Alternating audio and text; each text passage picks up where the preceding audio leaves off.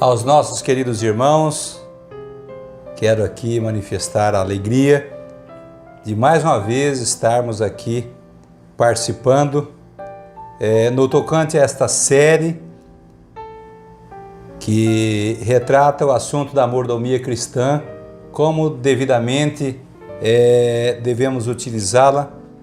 E estamos agora a entrar no 5º capítulo, que vai ser o título Instruir os conversos corretamente quanto ao dever nos dízimos e ofertas. É um assunto bastante importante e mostra a necessidade daqueles que têm zelo pelo rebanho, a responsabilidade de instruí-los para que esses conversos também estejam convencidos no tocante a esse respeito. Fico muito contente com o privilégio de estar aqui para esse estudo, a aceitação do irmão Ronei de participar desse estudo. Fico muito grato a Deus pela oportunidade, que tudo isso venha a trazer para a causa de Deus prosperidade, avanço então do Evangelho eterno que deve ser levado a todo mundo, o Evangelho completo e em especial com uma ênfase para os últimos dias, como destacado na tríplice mensagem angélica. O primeiro texto que temos aqui para ler está no livro Santo ao Senhor, na página 76, e diz que devemos trabalhar com os que aceitam a verdade até que se convençam de seus pecados e busquem a Deus e se convertam. Então, devem ser instruídos no tocante às reivindicações de Deus quanto a eles nos dízimos e ofertas. Então, é um papel aí que faz parte da pessoa, então, nessa nova vida, né? Na carreira cristã, essa fidelidade também na devolução dos dízimos e ofertas.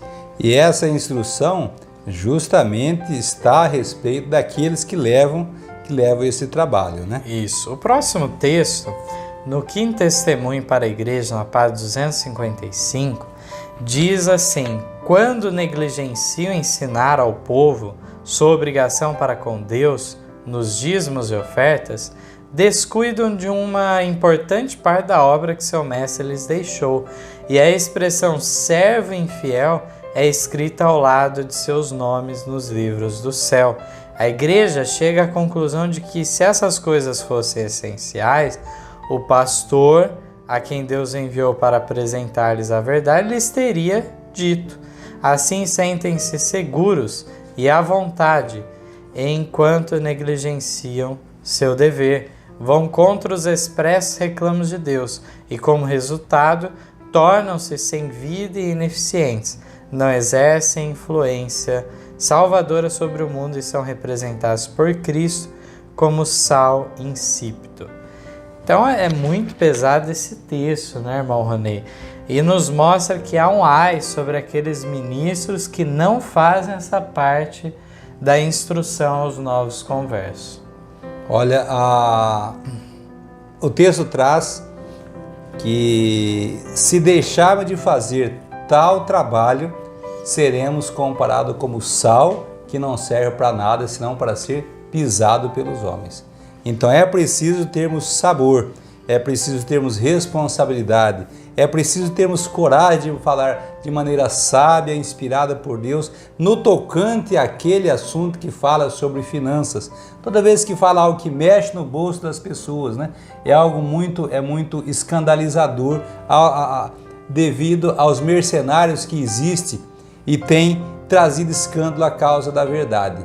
Mas por mais que eles tenham trazido escândalo, isso é uma verdade e nós advogamos ela, porque na verdade devemos fazê-la por gratidão e não para ganhar a confiança divina. Os dízimos não ganham a confiança divina, muito pelo contrário, é por já termos essa garantia, é que nós assim o fazemos. Gostaria que o irmão Ronei lesse o próximo texto do Santo ao Senhor, página 72. Quando ele vê um fiel cumprimento do dever no pagamento do dízimo, falando de Deus, muitas vezes em sua sábia providência, abre caminhos pelos quais este possa aumentar.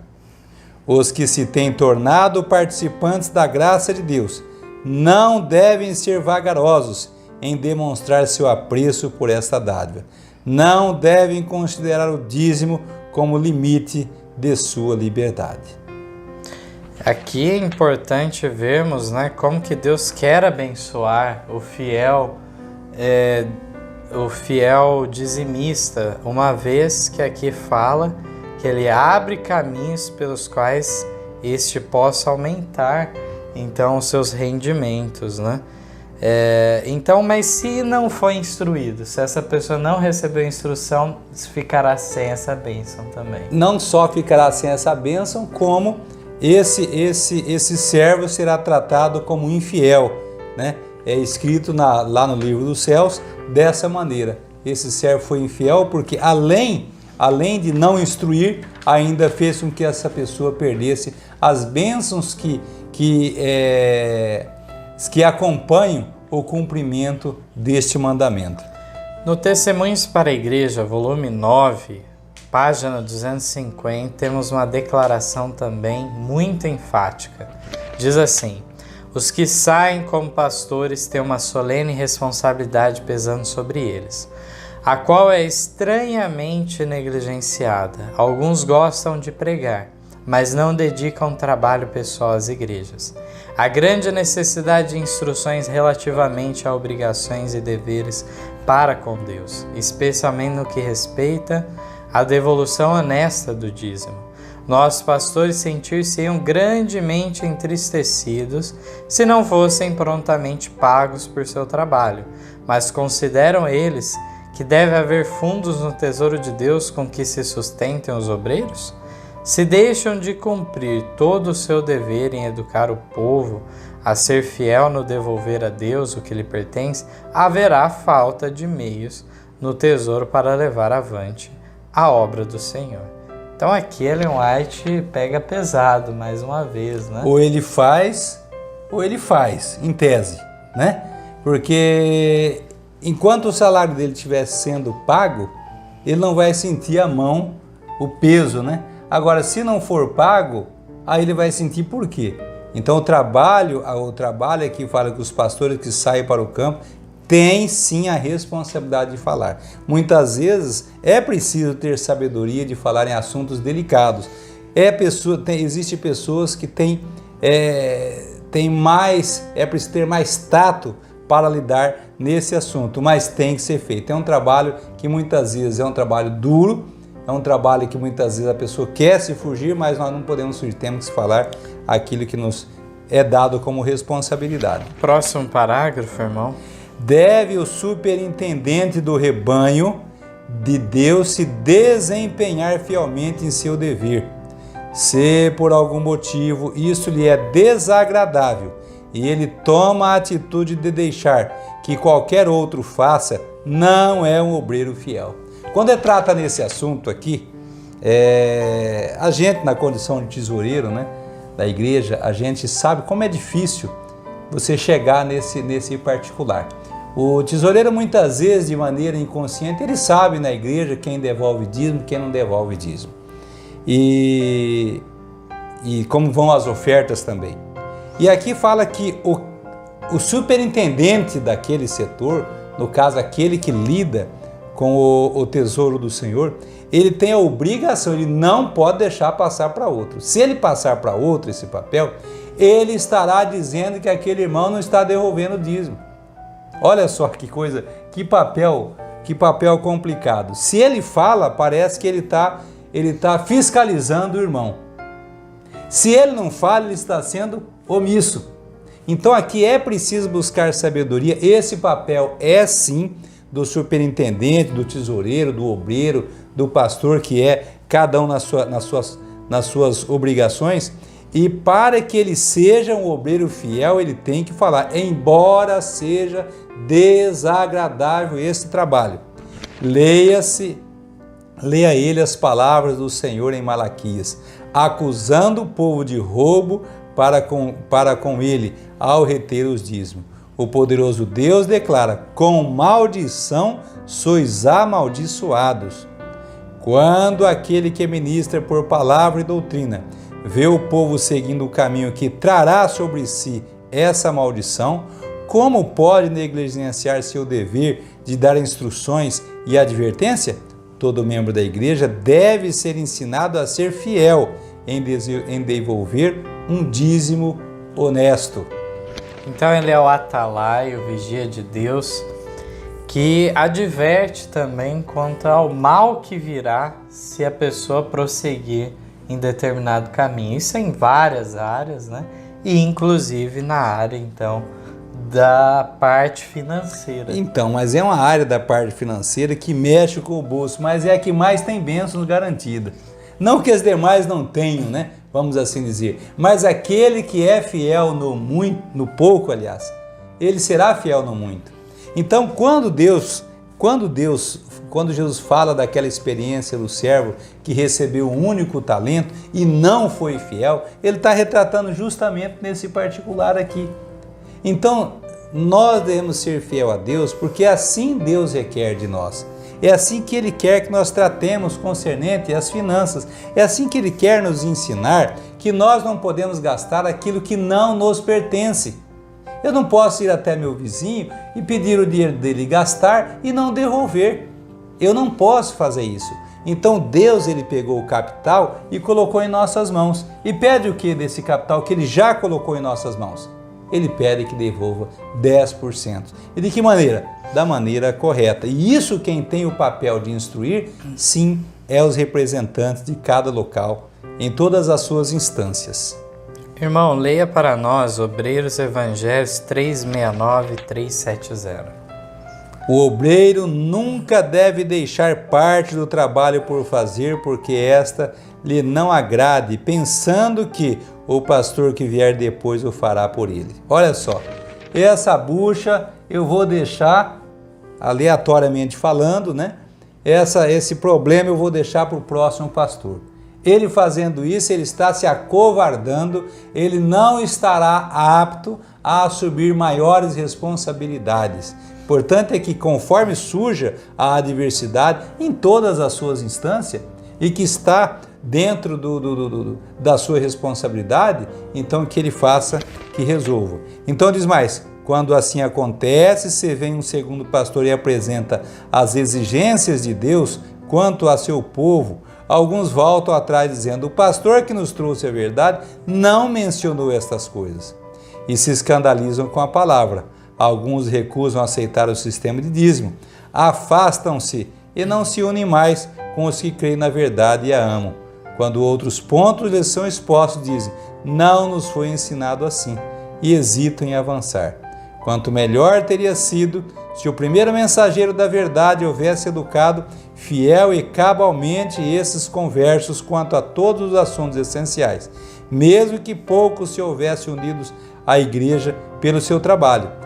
Deus ficaria mais satisfeito com 6 pessoas inteiramente convertidas à verdade do que 60 fazendo profissão de fé, mas não estando de fato convertidos.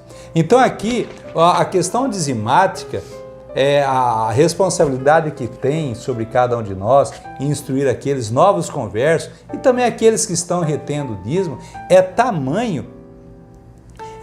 tão sério, porque Deus prefere 10%, ele fala aqui 6 pessoas fiéis, convertidas nesse quesito, do que 60 pessoas não convertidas.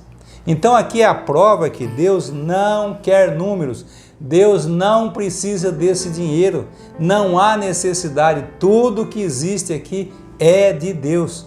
Eu sempre conto a experiência do irmão Mário Lúcio. O irmão Mário Lúcio, a gente sempre entra em contato com ele pelas mídias sociais. E aquele exemplo que ele trouxe, né? Quando alguém pediu informação de um terreno que ele estava à venda, se eu não me engano, e aí perguntou e ligou se era dele. E ele respondeu, olha, se é meu, eu não sei, porque eu, antes de nascer, já existia essa terra. E daqui uns dias eu vou morrer e ela continuar no lugar dela, mas provisoriamente ela é minha. É essa a realidade que nós temos. Provisoriamente, os talentos que Deus nos dá enquanto nós estamos em vida.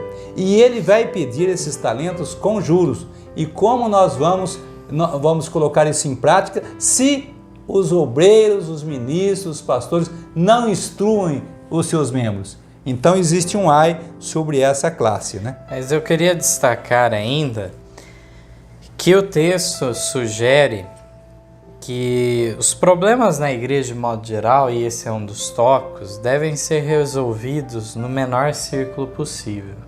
Então a tendência muitas vezes é querer que o pastor de fora venha e resolva, ou o dirigente de uma associação venha e resolva uma questão, quando localmente as coisas devem se resolver. E quão melhor é que seja feito tudo de forma fiel, porque aqui diz que a resistência com alguém de fora é maior.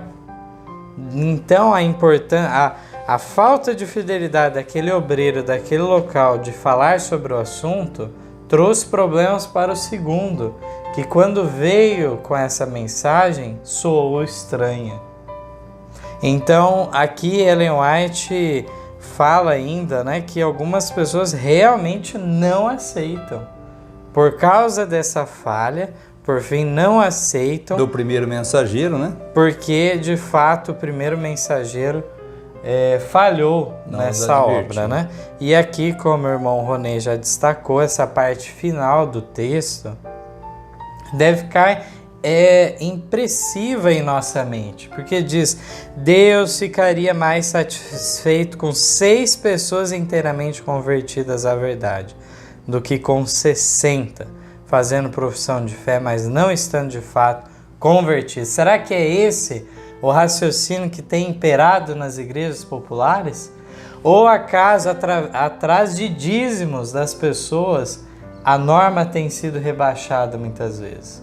Então, o projeto da igreja não deve ser o de angariar meios, fundos, de qualquer maneira, não mexer no pecado acariciado por tal membro, por conta das somas vultuosas que ele dá e tudo mais, né? Então isso não deve interferir no trabalho espiritual que a igreja deve desempenhar. O texto da página 87 do Conselho sobre Mordomia continua assim: alguns deixam de educar o povo a cumprir com todo o seu dever, pregam a parte de nossa fé que não cria oposição ou desagrada aos ouvintes, mas não declaram toda a verdade. O povo aprecia-lhe a pregação, mas há falta de espiritualidade, porque as exigências do Senhor não são atendidas. Se o povo não lhe dá em dízimos e ofertas o que lhe pertence, seu povo não lhe dá em dízimos e ofertas o que lhe pertence. Esse roubo a Deus, praticado tanto pelos ricos como pelos pobres, traz trevas às igrejas. E o pastor que com ela trabalha e não lhe mostra a vontade de Deus claramente revelada é condenado com o povo por negligenciar seu dever. Olha que o assunto é muito sério. É muito sério. Então ali o povo fica contente porque agrada aos ouvintes, né? A mensagem não está sendo uma mensagem que está sendo desagradável. E ela acusa que a falta de espiritualidade. Exatamente. Mas as pessoas, de modo geral, se estão agraciadas com tal pregação, acham que está tudo muito espiritual. Outro detalhe aqui fala que essa tendência, ela não difere classe social. Ela aborda todas as classes sociais. Alguém pode dizer assim, mas é porque tem muito dízimo. Ele pode dar o dízimo porque ele tem muito. Aí o pobre fala que não, o meu é tão pouco, né? Então não tem necessidade, meu dízimo não vai. Nós computamos lá atrás, já lemos em outros textos, em que o pobre não deve pensar que o dinheiro dele nem será tomado como nota, né? Perante o céu.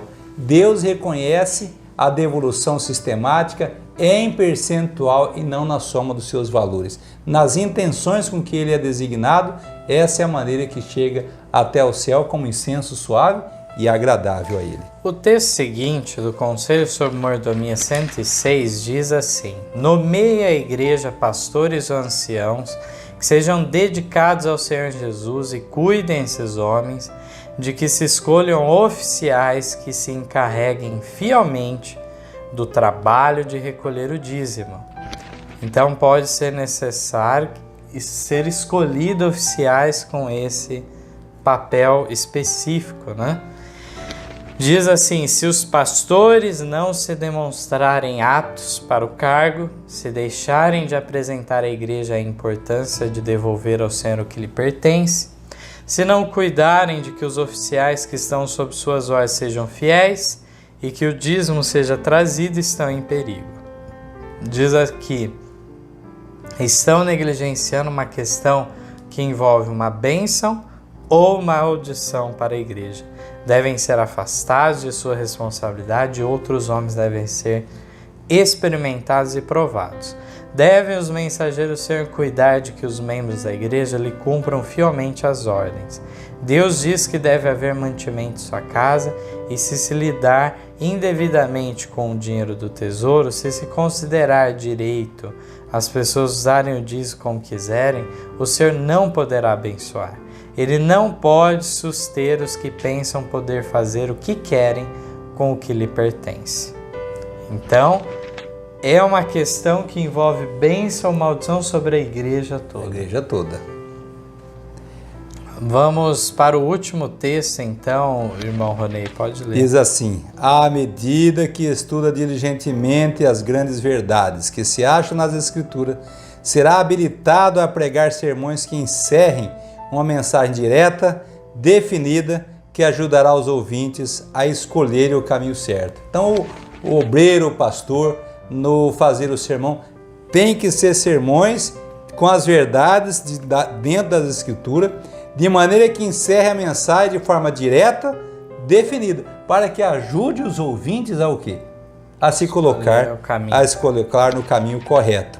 O pastor que se arrisca a ensinar a verdade, possuindo apenas leves noções da palavra de Deus, ofende o Espírito Santo. Mas aquele que principia com pequeno conhecimento e diz o que sabe, buscando ao mesmo tempo mais conhecimento, tornar-se-á apto para uma obra maior. Então é maravilhoso aqui como isso é o desenvolvimento do caráter, né? Então há pessoas que de repente imaginam que vai falar uma mensagem aí de advertência, aí ele vem lá com uma mensagem simplória, né? E é o que Deus está falando aqui. De maneira nenhuma. Nós precisamos ter o cuidado de dar a mensagem no seu tempo certo, de maneira clara e definida, para que realmente brote ali aos ouvintes realmente resultados positivos.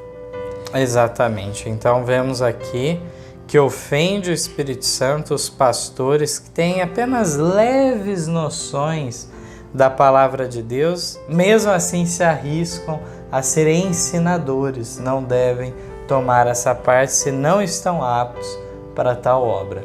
Exatamente. Então que Deus possa nos abençoar e aqui nesse quinto capítulo, então deixamos bastante claro a responsabilidade que pesa sobre aqueles que estão na direção da igreja, aqueles que estão que são desde um simples tesoureiro local ao tesoureiro geral e assim os pastores obreiros, de advertir os membros nessa situação para que não caiam no desagrado de Deus e também para que a igreja não caia no declínio espiritual. É o meu desejo e a minha oração a todos. Amém. Paz para o irmão Mateus para as considerações finais. Queria ainda declarar, em relação ao próximo tópico, continue nos acompanhando, um assunto muito importante sobre a transparência em relação à aplicação dos recursos. A direção da igreja deve exercer essa transparência.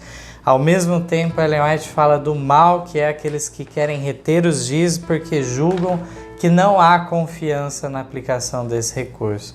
E fica uma pergunta: aquele que devolveu os seus recursos para então a casa do tesouro e não foi aplicado corretamente esses meios, a pessoa fica sem a sua bênção?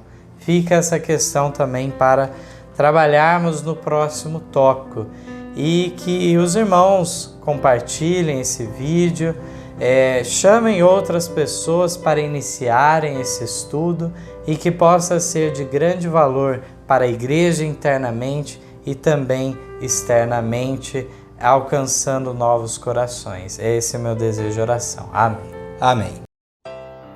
Em nosso site vocês encontrarão estudos, notícias, dicas de saúde, além de todas as nossas lições.